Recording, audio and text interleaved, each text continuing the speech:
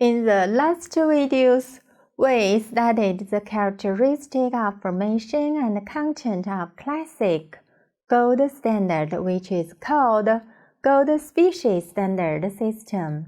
In this video, we'll study the evolution and derivatives of gold standard. So far, we have learned how gold standard was created and the content of the system. Now let's learn the evolution and the collapse of the system.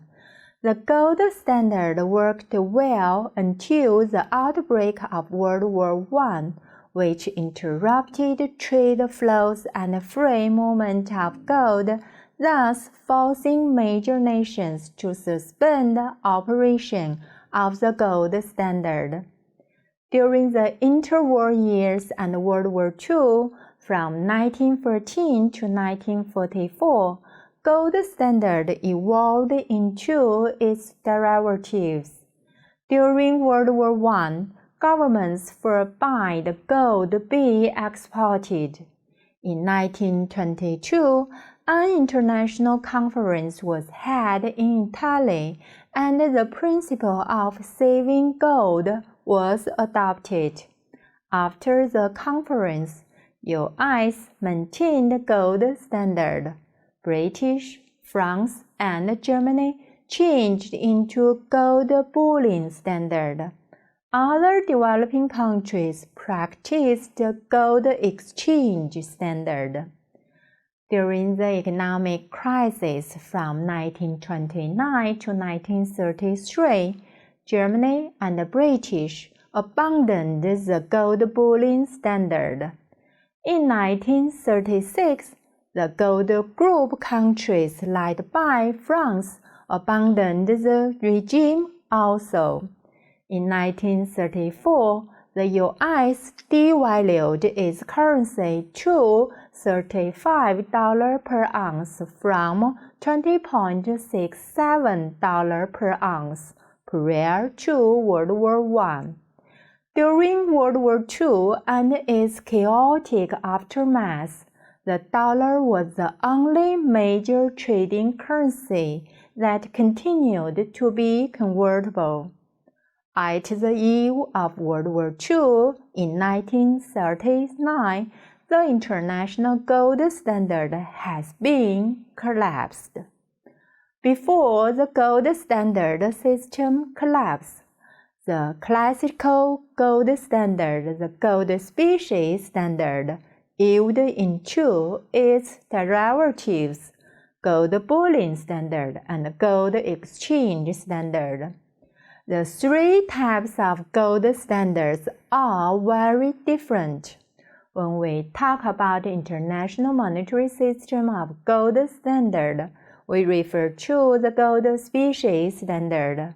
Under the gold species standard, the medium of payment in circulation had three forms: gold, gold coin, banknote, and fractional currency symbols. Gold could be made into coins freely, and gold coins could be melted back into gold.